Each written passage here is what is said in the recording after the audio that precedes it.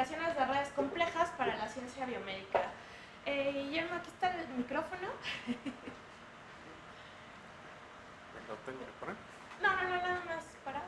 Ok. Y ya con eso es suficiente. Ok, perfecto. Entonces, voy a poner como por acá.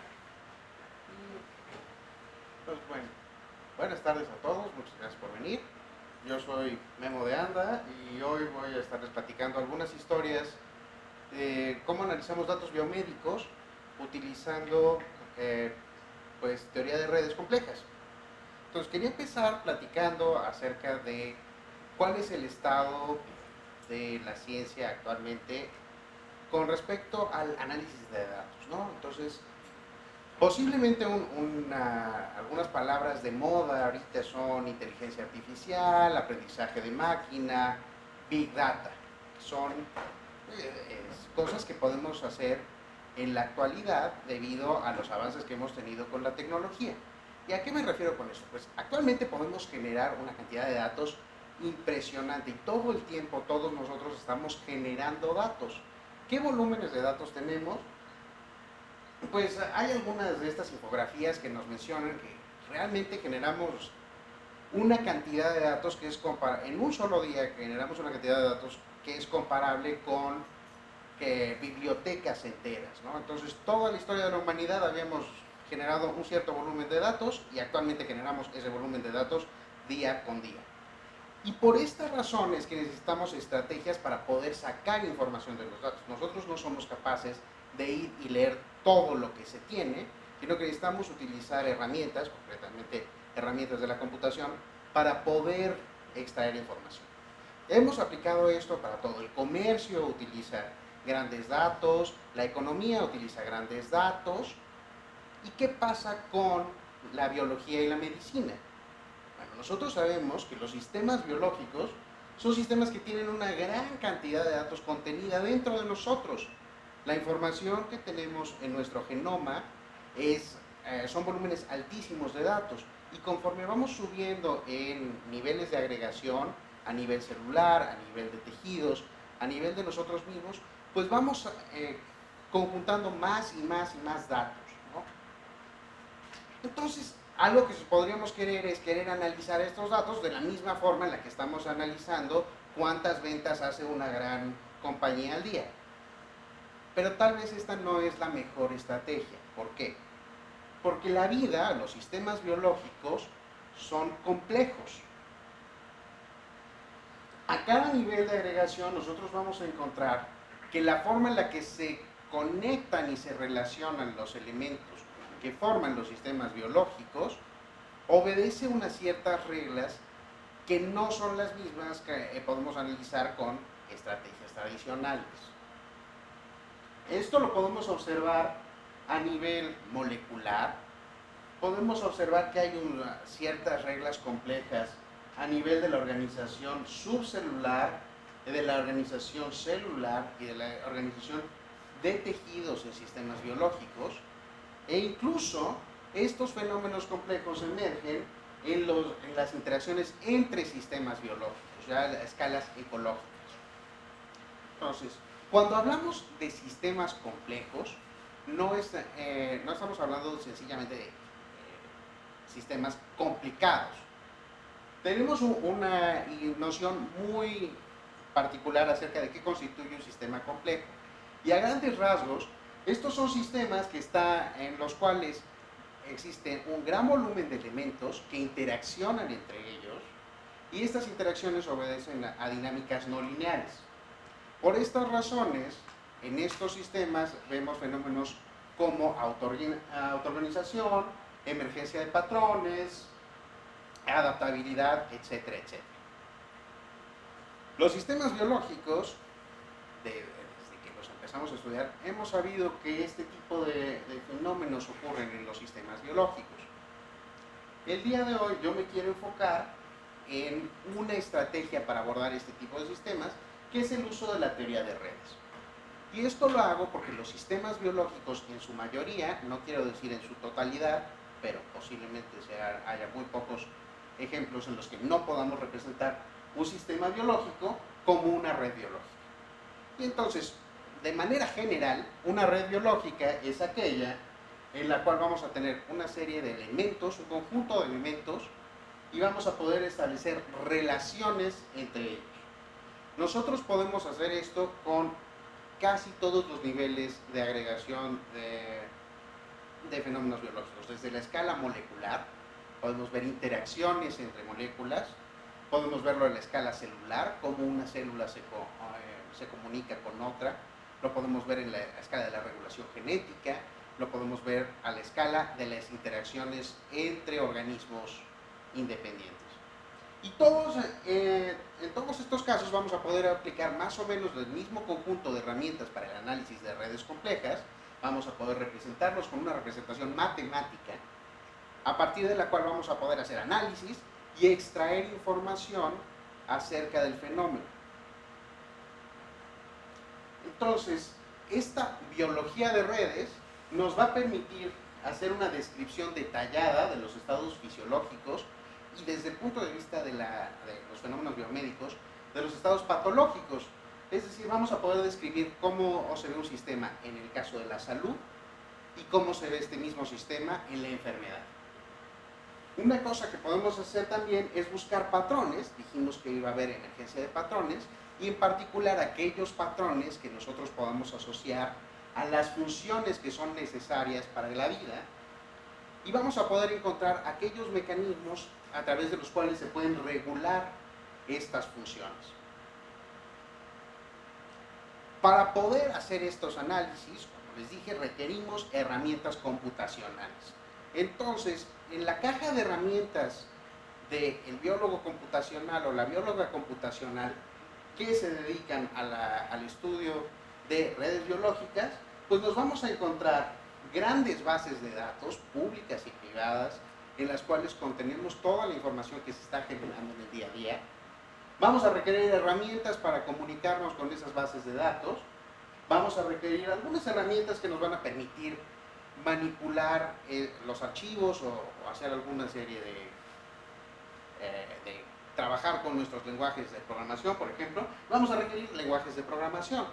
Necesitamos lenguajes para hacer los programas o los scripts que nos permiten procesar nuestros datos y obtener la información. Paqueterías especializadas para el manejo de redes. Y bueno, esto no es necesario, pero es muy recomendable tratar de que el material computacional que nosotros generamos pueda ser compartido con la comunidad y contribuir a la generación de software y de código libre, ¿no?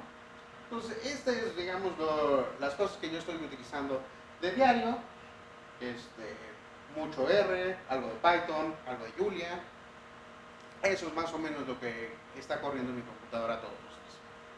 Entonces voy a empezar a platicarles ahora de algunos de los fenómenos que hemos estudiado utilizando estos enfoques.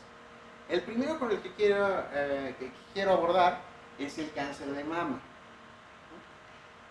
A mí no me gusta empezar las pláticas de cáncer de mama poniendo estadísticas o poniendo números diciendo qué tan importante es la enfermedad. Personalmente siento que se trivializa. Creo que todos aquí conoceremos a alguien que ha pasado por algún fenómeno de cáncer y sabemos que esta es una enfermedad muy complicada y que pues, todos tratamos de hacer un esfuerzo para contribuir en mejorar la salud de la gente. La forma en la que nosotros hemos abordado el estudio del cáncer de mama es usando lo hemos abordado de muchas formas, pero les quiero hablar del modelado probabilístico de redes. Entonces, en esencia nosotros imaginemos una matriz cualquiera que tenga más o menos esta forma, en la cual yo ponga variables como renglones y observaciones como columnas, ¿sí? Yo puedo representar muchas cosas con ese tipo de matriz, ¿no? Observaciones, experimentos, etcétera, etcétera. En el caso de la biología molecular, una cosa que nos gusta hacer es representar los datos de transcriptómica, primordialmente de transcriptómica, los que podemos generar utilizando herramientas como microarreglos de expresión o como la secuenciación de RNA. Los representamos de esta forma, en una matriz de este tipo, la cual llamamos la matriz de expresión. Entonces aquí nuestras variables son los genes, medimos todo el genoma que podemos obtener de un paciente y cada columna representa una muestra, es decir, un paciente individual. Y de esta manera tenemos esta representación de diferentes observaciones que hicimos de los niveles de expresión de los genes de un conjunto de personas. Por ejemplo, un conjunto de personas que presentan la enfermedad. Digamos que esta matriz de expresión puede ser utilizada para un gran conjunto de algoritmos de biología computacional. Una cosa que podemos hacer es convertir esta matriz de expresión en una red, es decir, tratar de reconstruir una red a partir de estos datos de expresión. ¿Cómo hacemos esto? Pues les voy a dar un resumen muy ejecutivo. Nosotros partimos de una matriz de expresión, entonces tenemos muchas observaciones para cada una de nuestras variables, ¿cierto? Yo puedo imaginarme que cada una de esas variables, como tengo muchas observaciones, pues es un vector, ¿sí? Y entonces lo que yo puedo hacer es utilizar alguna forma de encontrar la similitud entre dos vectores para cada pareja de vectores, ¿cierto? En este caso, la similitud en los niveles de expresión para cada pareja de genes. Y entonces yo saco mi medida de similitud y esa puede ser tan sencilla o tan complicada como ustedes quieran. Medidas sencillas puede ser a lo mejor una correlación. Nosotros regularmente utilizamos algo que se conoce como información mutua, que nos resulta bastante favorable, porque con esta no perdemos las relaciones no lineales que pueden existir en la regulación de los genes. Y como los genes suelen tener ese tipo de relaciones, nos gusta utilizar información mutua. Como yo puedo calcular eso para todas las parejas de genes, pues yo me quedo con una nueva matriz que es cuadrada, que tiene todos los genes contra todos los genes y me dice que tanto se parecen. Por supuesto, pues voy a tener una diagonal, que todos los genes consigo mismos pues se parecen mucho, ¿no? Y después de eso, lo que yo puedo hacer es usar alguna estrategia de filtrado para binarizar esta matriz y quedarme con una matriz que únicamente tenga unos si yo considero que ese enlace fue significativo, o ceros si yo considero que ese enlace no cumple mis criterios de significancia. Y esta pues es una matriz que es equivalente a una matriz de adyacencia, y entonces puedo pasar directamente de ella a una representación de mis correlaciones como una red. Entonces, habiendo hecho esto, pues ¿para qué quiero hacer esto? Pues porque con esta red voy a estar representando la coexpresión de los genes, o si me lo permiten decir de otra forma, esta red es una representación del programa de regulación de la expresión de los genes en una condición biológica particular, ¿sí? Y entonces, si a mí lo que me interesa es estudiar condiciones fisiológicas o de salud y patológicas de enfermedad, algo que me puede interesar es pensar que si yo tengo conjuntos de datos diferentes, que obtuve de diferentes condiciones biológicas, tal vez yo voy a encontrar redes que son diferentes. Y entonces yo puedo analizar la estructura de esas redes y compararla e identificar cuáles son los elementos, los genes que me llevan a tener una estructura u otra estructura. Y a partir de eso, pues yo puedo proponer algunas ideas de cuáles son los jugadores importantes que están influyendo en el paso de esa salud a esa enfermedad. De las muchas cosas que yo puedo estudiar de la estructura de una red, y son muchas, una que nos gusta mucho a los biólogos es la identificación de comunidades o módulos dentro de una red. El concepto de comunidad en una red es bastante intuitivo porque es el mismo concepto de comunidad que nosotros utilizamos en nuestra vida social. Una comunidad en una red es un conjunto de nodos que tiene un mayor número de conexiones entre los nodos de la comunidad que hacia nodos de otra comunidad, ¿sí? Este concepto es muy interesante en la ciencia de redes en general y en particular en redes biológicas nos gusta mucho porque nos gusta tratar de encontrar conjuntos de moléculas biológicas, normalmente genes, que se puedan asociar de cierta forma. Porque nosotros sabemos que las funciones biológicas emergen de la interacción de muchas moléculas en conjunto. Hay varias formas de representarlo. A mí, como redesólogo, me gusta pensar en particular en los pathways o en las rutas biológicas, en los cuales las funciones biológicas las puedo representar como una red. Y entonces, la idea fundamental es que yo tengo una molécula que actúa sobre otra molécula, esa molécula actúa sobre otra, esas actúan en una especie de cascada, hasta que llego a una molécula o un conjunto de moléculas que pueden hacer algo que yo pueda observar fisiológicamente, ¿no? Y ese algo puede ser algo muy grande como la respiración celular, o puede ser una actividad muy delimitada como la respuesta a un estímulo externo. Entonces, una cosa que nos gusta hacer en biología computacional es tratar de hacer ese mapeo entre un conjunto que yo pueda obtener de moléculas a partir de mis datos experimentales y estas funciones que la comunidad científica ya ha identificado y ya mapearon. Y normalmente estas las llamamos estrategias de enriquecimiento, y la idea es contestar esta pregunta de ¿algún conjunto de los que encontraste tú en tus datos se parece mucho a una función de las que ya conocemos? Y entonces pues la idea es detectar comunidades en estas redes y ver si algunas de estas pues se parecen a mi conjunto de funciones que alguien ya me dijo que esas son las moléculas que hacen esa función. Entonces, como yo puedo identificar estas comunidades dentro de mi red, una cosa que puedo hacer también es construir una red un poco más abstraída de las conexiones entre estas comunidades, ¿no? Y eso también tiene lo podemos llevar a nuestra vida social más o menos simple. Yo tengo mi grupo de amigos y ese grupo de amigos se conecta con otro grupo de amigos y así sucesivamente, ¿no? Lo mismo vamos a hacer con los genes. Vamos a identificar cuáles son estos conjuntos de genes que están dentro de mi red, y ahora yo puedo buscar formas de conectarlos. Y hay una muy evidente, ¿no? Si los nodos de una comunidad se conectan con los nodos de otra comunidad en mi red, pues yo ya sé que se van a conectar adelante. Y si estos enlaces están representando la coexpresión de genes, pues estos módulos se están conectando a través de la coexpresión.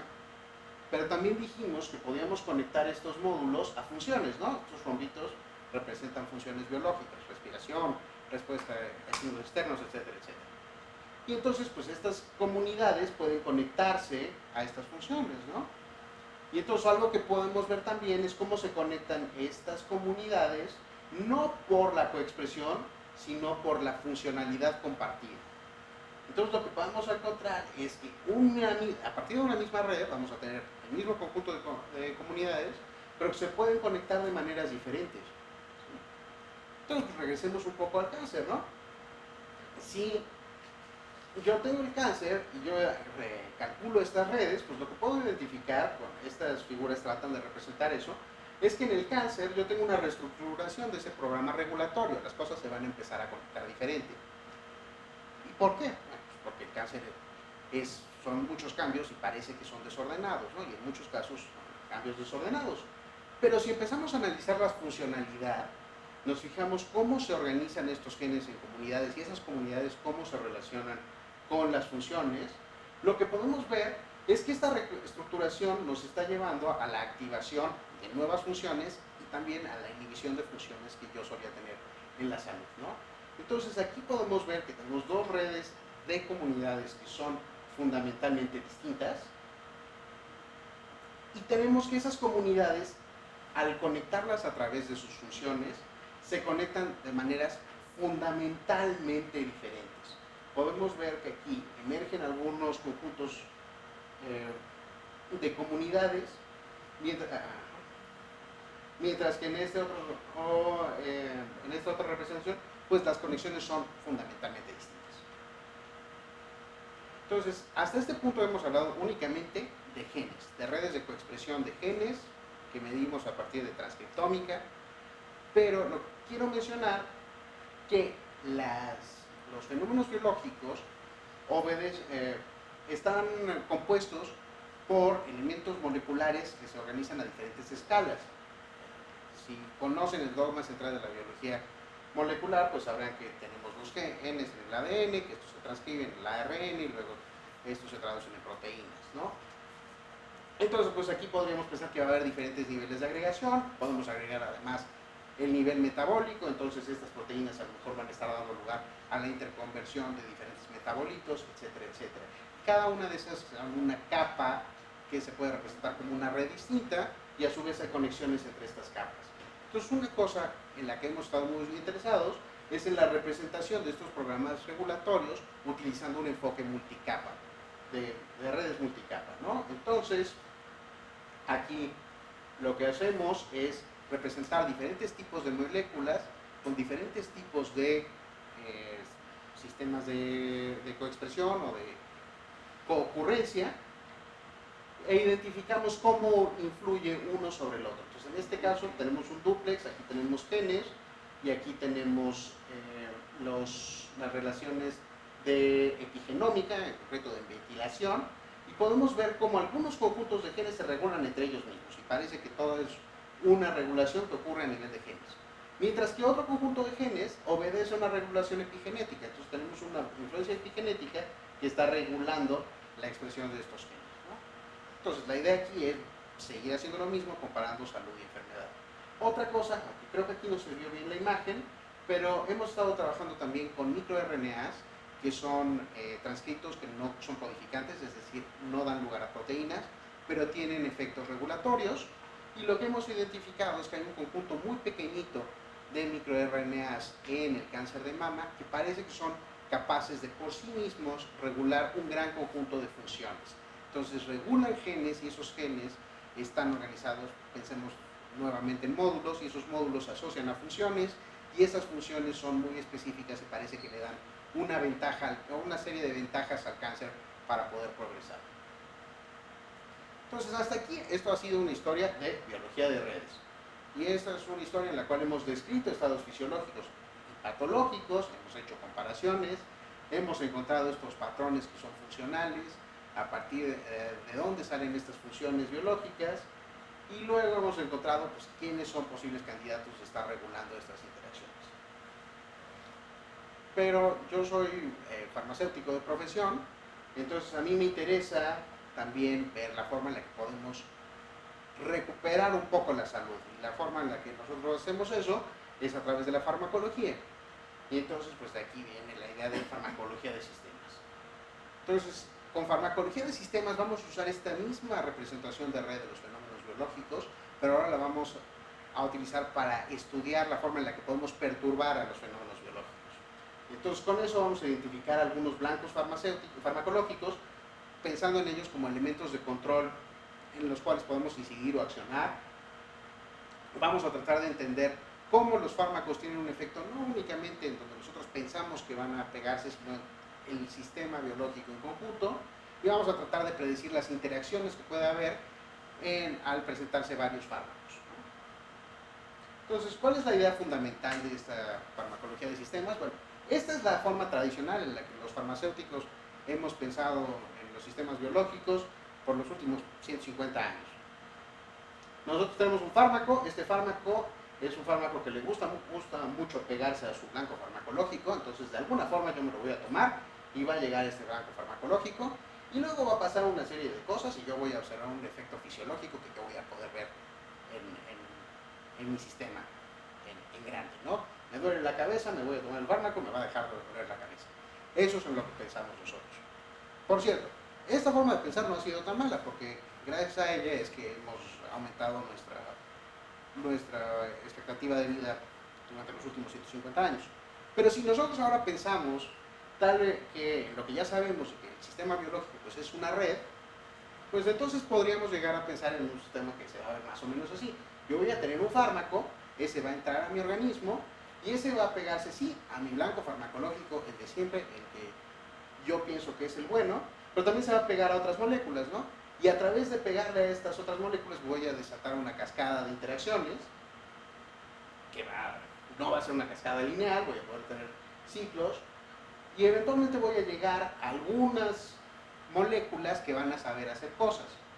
Y esas cosas que saben hacer pueden ser buenas, entonces voy a tener mis efectos terapéuticos, los que yo quiero tener, pero también pueden ser cosas que no son tan buenas, entonces voy a tener mis efectos tóxicos, los que yo quiero evitar. Y entonces el juego de la farmacia va a ser encontrar este balance de cómo optimizo para tener el mayor número de efectos terapéuticos, los que sí quiero, y minimizar el número de efectos tóxicos, porque esos no los quiero, ¿no? Entonces, algunas historias de lo que hemos hecho con datos con datos farmacológicos. Nosotros trabajamos con un grupo grande de facultad, que está principalmente en Facultad de Química, que han hecho los últimos 20, 30 años, han estado trabajando en la síntesis de nuevos anticancerígenos. Los llaman la serie de las casiopeínas. Son compuestos de cobre y entonces la idea aquí es que al utilizar un núcleo de cobre en lugar de un núcleo de platino, pues vamos a tener una reducción en los efectos tóxicos. Entonces, nosotros dijimos, a ver, pues a lo mejor nosotros encontramos una forma de identificar qué tanto se reduce esa toxicidad de estos compuestos. Y entonces, esta es la idea del experimento que planteamos. Se utiliza, se tiene una línea celular, nuestro modelo sobre el cual vamos a probar nuestro fármaco, y vamos a medir la expresión de genes otra vez con estas matrices de expresión. Por supuesto, pues tenemos que tener un control, entonces usamos la línea celular a la cual no le ponemos el fármaco, ¿no? Y tenemos una red, y en este caso pues nos vamos a ir a buscar esas redes que representan las funciones biológicas que ya conocemos. Entonces nos vamos a nuestra red de rutas biológicas, metabólicas y de señalización primordialmente, y usamos una estrategia de enriquecimiento que sea comparativa, es decir, que yo pueda identificar qué tanto de la vía se activó o se desactivó con la administración del fármaco. Entonces nosotros tenemos algoritmos que pueden hacer eso y que pueden hacer eso bastante bien. Entonces identificamos cuáles son las vías biológicas que se activan o se desactivan y las representamos, las agregamos a nivel de vía, entonces no va a ser la molécula individual, sino decimos pues, toda la vía completa va a estar representada en un nodo, cada uno de estos nodos, y las conexiones representan la comunicación que puede haber entre las vías, porque nosotros sabemos, del dibujo grande que les puse, que esas vías se están comunicando entre ellas, ¿no? Y entonces a partir de eso, pues nos vamos a un nivel de agregación todavía mayor, ya con detalle nos fijamos, estas vías que hacen, pues les pusimos una etiqueta, ¿no? Entonces vemos, a todas estas vías están relacionadas con la señalización y con la apoptosis, es decir, con la muerte celular. Y nosotros esperaríamos que un fármaco que tiene actividad anticancerígena actúe sobre la muerte celular, porque pues queremos que mate esas células. Encontramos también que hay otro conjunto de vías que se ven activadas o inactivadas por el fármaco que obedecen a la respuesta inmune. Y eso también tiene sentido, ¿no? Si yo tengo un estímulo externo, pues se va a ser afectado, va a desatar una respuesta inmune, ¿no? Y finalmente tenemos unas vías que obedecen al metabolismo. Y nuevamente, pues eso también tiene mucho sentido, porque si yo me estoy tomando un fármaco, pues normalmente esos fármacos necesitan ser procesados por el organismo para ser desechados posteriormente. Entonces nosotros identificamos todo este conjunto de vías que son potencialmente activadas por el fármaco. Entonces claramente no estamos en este modelo de que le estamos pegando a una sola cosa y de ahí vemos nuestro efecto, sino que el efecto global es gracias a la activación e inactivación de muchas vías que se están comunicando y que están actuando en conjunto. Otra cosa que nos ha interesado o en la que hemos trabajado es en identificar los mecanismos de acción de fármacos. En un caso estábamos viendo cuáles eran las actividades del fármaco, ¿no? Qué tipo de efectos podíamos tener gracias a ese fármaco. Pero otra cosa que nos interesa, sobre todo si estamos pensando en el desarrollo de nuevas moléculas, es ver sobre de qué blancos farmacológicos, blancos, no necesariamente un solo blanco, está actuando mi fármaco, ¿no? Entonces la pregunta es, si yo administro el fármaco y veo la expresión de los genes o la actividad de las moléculas, ¿puedo saber yo a dónde le estoy pegando, a cuál de estas moléculas dentro de la red le estoy pegando? Y la respuesta es sí, podemos hacerlo. Entonces, nosotros usamos un algoritmo que funciona más o menos de la siguiente manera. Nos vamos a fijar en todos los lugares donde se podría pegar el fármaco y vamos a medir la expresión de los genes. Y nos vamos a fijar en qué tanto cambiaron los genes alrededor de ese potencial blanco y qué tanto esperaríamos, comparado con qué tanto esperaríamos que se cambiara la expresión de estos genes, ¿no? Entonces, por ejemplo, si este fármaco se pegara aquí, yo no pienso que el fármaco esté teniendo esta acción. Porque si lo que yo estoy observando es que se prendieron estos genes de acá, y tal vez el color no nos ayuda, pero estos son rojos, y rojo es prendido y verde es apagado. Entonces, si yo le pegué aquí y este no cambió, y pues sus vecinos cambiaron poquito, pues posiblemente ese no es el blanco farmacológico. Si yo le pego acá, pues aquí sí tuve un efecto sobre de este, pero pues su downstream no cambió, entonces posiblemente ese no es el camino. Aquí pues le pego y tengo ahí un amarillo que es como intermedio y luego sus vecinos no cambiaron, entonces pues, claramente no. Entonces si le pego acá, le pego a una molécula que se pone roja, se activa y luego todos sus vecinos se activan, entonces yo podría pensar que este es el más posible blanco terapéutico, blanco farmacológico. Y bueno, dado este análisis, por supuesto esto fue una ilustración, yo puedo hacer esto utilizando distribuciones de la expresión de genes, y de hecho eso es lo que hacemos, vemos cómo varía la distribución en varias observaciones, cómo cambia la distribución para los genes en los casos contra los controles, y yo voy haciendo un ranqueo y veo, este tiene la mayor probabilidad de haber sido el blanco, y luego el 2, y luego el 3, y yo puedo ranquear todas las moléculas que yo medí. Entonces, una cosa que hemos observado, que nosotros pensaríamos, es que tratando diferentes fármacos, pues vamos a tener estructuras de redes diferentes, ¿no? Y se van a aprender y apagar los genes de maneras distintas. Y entonces, una cosa que a nosotros nos llamó la atención es, oye, si tú haces esto muchas veces con muchos fármacos y muchas redes diferentes, pues a lo mejor tú podrías hacer una estrategia con la cual integres todos estos datos. Y entonces dijimos, oye, sí, podríamos usar una red neuronal, una estrategia de aprendizaje de máquina, entonces la alimentamos con todos estos rankings que obtenemos a partir de la perturbación de redes distintas con fármacos distintos, y la entrenamos con la información de aquellos fármacos que ya sabemos a quién le pegan, y hacemos un pequeño sistema que nos permita predecir, a partir de la perturbación de genes con un fármaco, cuáles son sus potenciales blancos farmacológicos. Este proyecto pues, lo desarrollamos para un reto que concluyó el mes pasado de la predicción de la actividad de fármacos anticancerígenos, y pues nuestro modelo más o menos resultó razonable en sus predicciones, ¿no? Y ahorita pues lo estamos refinando y estamos trabajando en ello. Estas fueron las historias de farmacología de sistemas. Pero como dijimos, las redes biológicas pueden tener diferentes niveles de agregación, y hay un nivel de agregación que es muy importante, que es el nivel social, ¿no?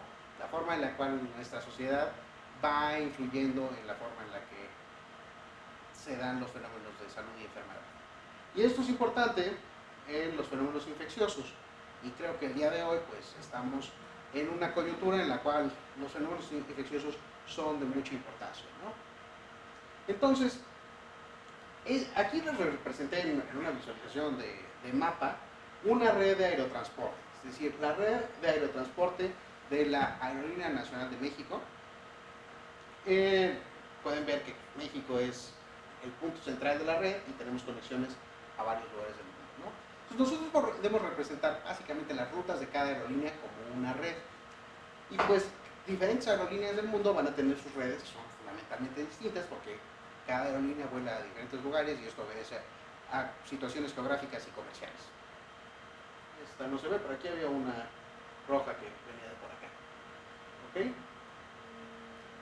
Entonces yo las puedo conjuntar, ¿no? Porque cada una de esas redes de aerotransporte pues se conjuntan. ¿Y por qué se conjuntan? Pues porque las diferentes aerolíneas comparten aeropuertos y comparten destinos y orígenes, ¿no? Y entonces yo puedo imaginarme que estas son muchas redes que se están interconectando entre ellas, y de hecho pues yo lo que puedo ver es que si me imagino todas las redes de aerolíneas del mundo, pues lo que voy a tener es una gran red compuesta de muchas redes de aerotransporte, y esa es la que llamamos la red de aerotransporte mundial.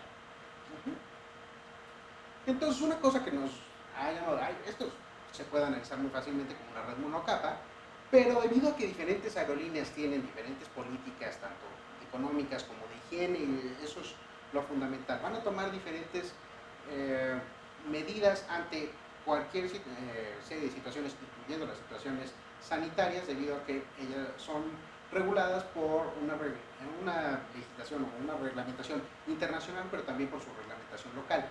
Eso quiere decir que una aerolínea en Europa no va a reaccionar a cualquier evento de la misma forma que una aerolínea en Latinoamérica, por ejemplo.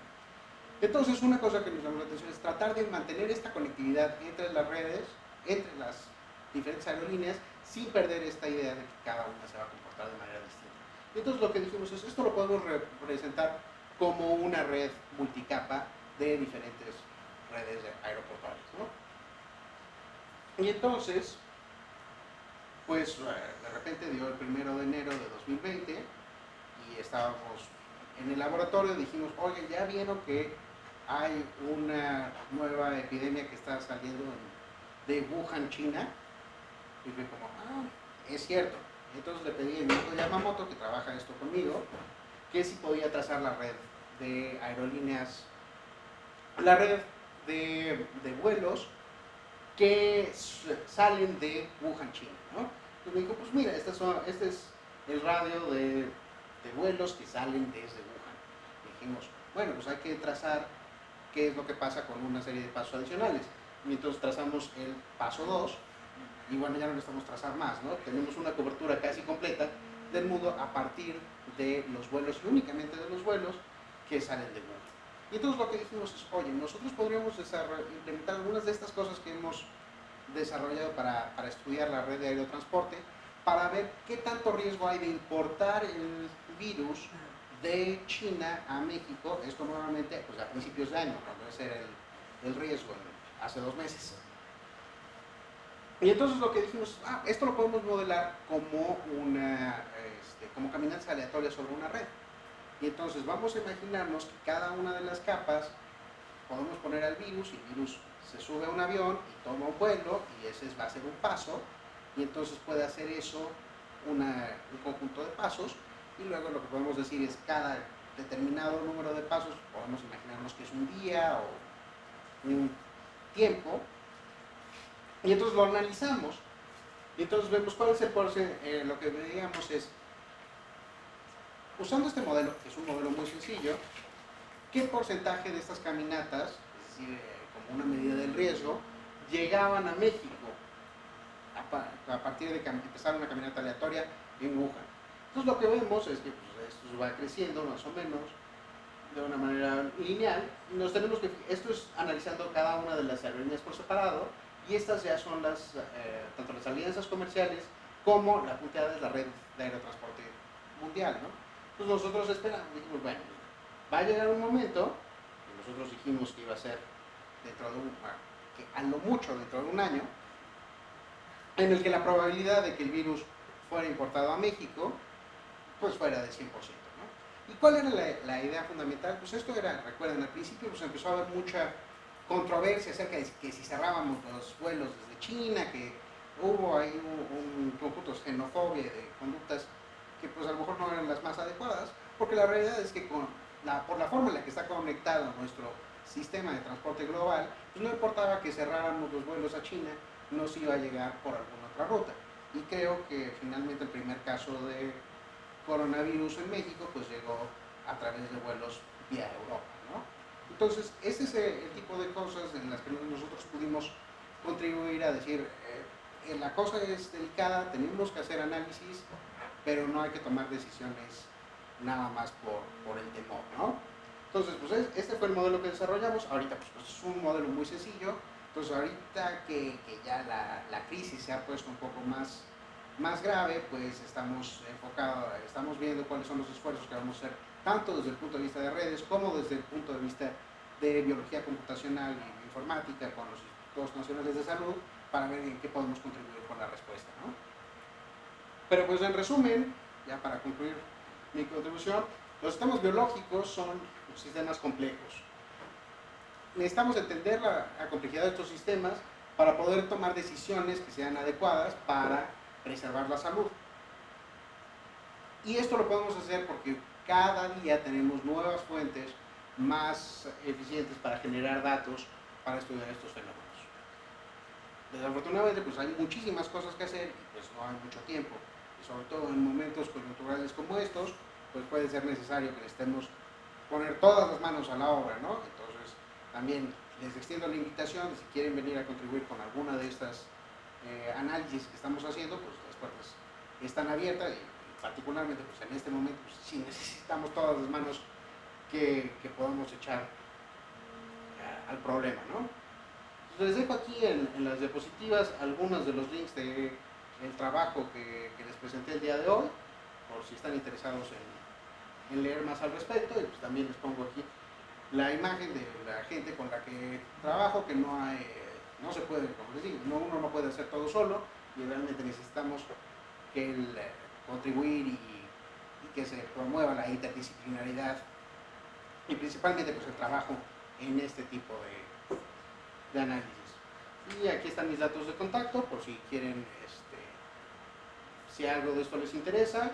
Y en este momento pues estoy buscando gente que me ayude, originalmente pues servicios sociales y tesistas de licenciatura y de posgrado, pero también estamos abiertos a cualquier tipo de colaboraciones por si alguien quiere venir a trabajar en cualquiera de los temas de los que platiqué o en algún otro problema biológico que les llame la atención. Muchas gracias.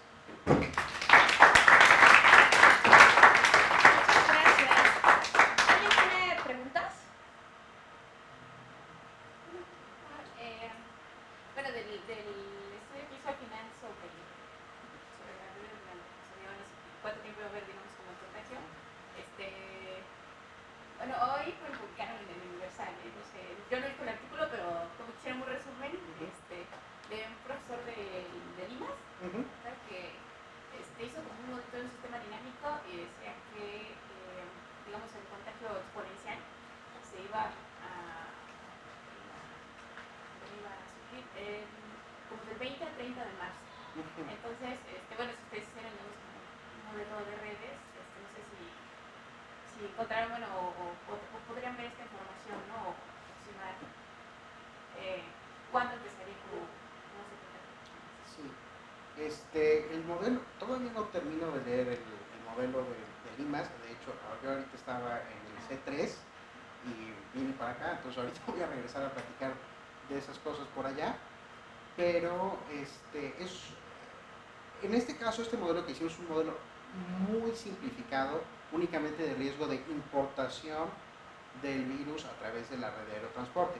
Hay que recordar que hay otras rutas de infección, no solo eso, sino que tenemos que tomar en cuenta que una vez que el agente infeccioso llega a estar en la población, van a predominar otro tipo de fenómenos de contagio, ¿no? Que son los que modelamos ya desde el punto de vista de la epidemiología.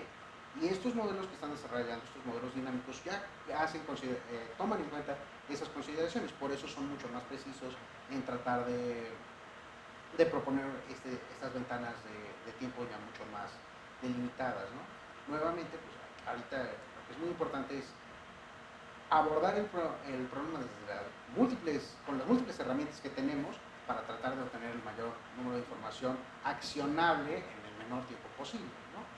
En particular, en estos casos, pues nosotros queremos tener los modelos que nos permitan identificar cuál es la ventana de tiempo en la cual podemos tomar un cierto conjunto de acciones antes de empezar la siguiente ventana de tiempo en la cual tengamos que usar acciones más drásticas, ¿no? Que es lo que hemos estado viendo en las respuestas en los diferentes países, ¿no? que la respuesta ha sido fundamentalmente distinta en algunos lugares que en otros. ¿Sí? Cuando mostró el problema de los genes, bueno, de la matriz, y mencionaba que cada columna era un paciente, cuando aplicaban ustedes esta calciteína, bueno, la del cobre, y daban resultados, o sea, ese resultado es porque ya se lo aplicaron a la gente, ¿no? O sea, o se predice de un modelo que tienen. No, recuerda que en ese momento el experimento lo hicimos en líneas celulares.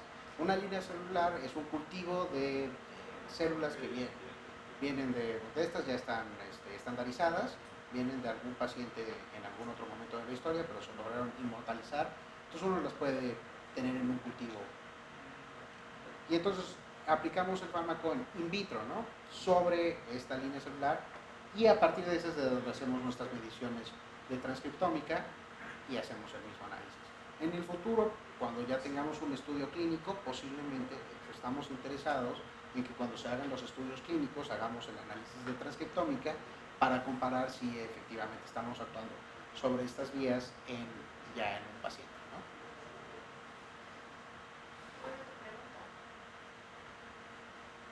De ese mismo sí fue distinta la respuesta usando el núcleo de cobre que el platino.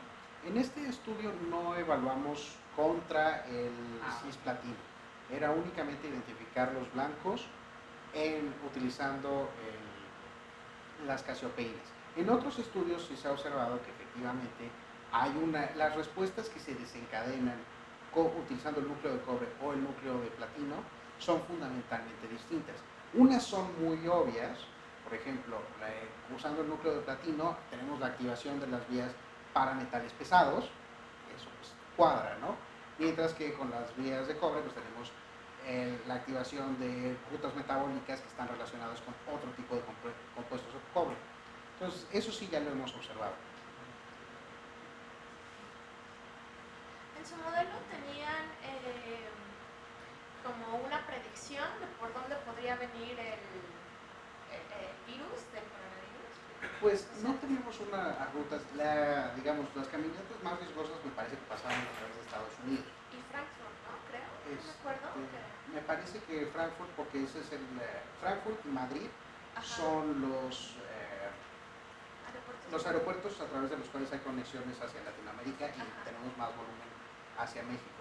Entonces esos son de riesgo. Luego nosotros ya mandamos este artículo a revisión y esto fue justo la semana que hubo el primer caso en México. Entonces hicimos un último cálculo para identificar cuál era el riesgo de que la infección viniera vía Italia. Y me parece que el número era como 20%, Yuriko. 15%. Y le pegamos. Sí, le dimos.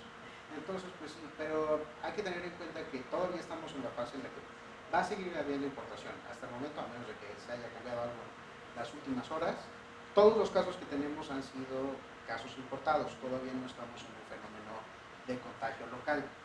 Entonces, todavía está el riesgo de que lleguen nuevos casos a través de estos aeropuertos que son los de riesgo. Una medida que se podría pensar, pues a lo mejor, es hacer un monitoreo más fuerte sobre estos aeropuertos en los cuales va a haber un mayor riesgo de importación.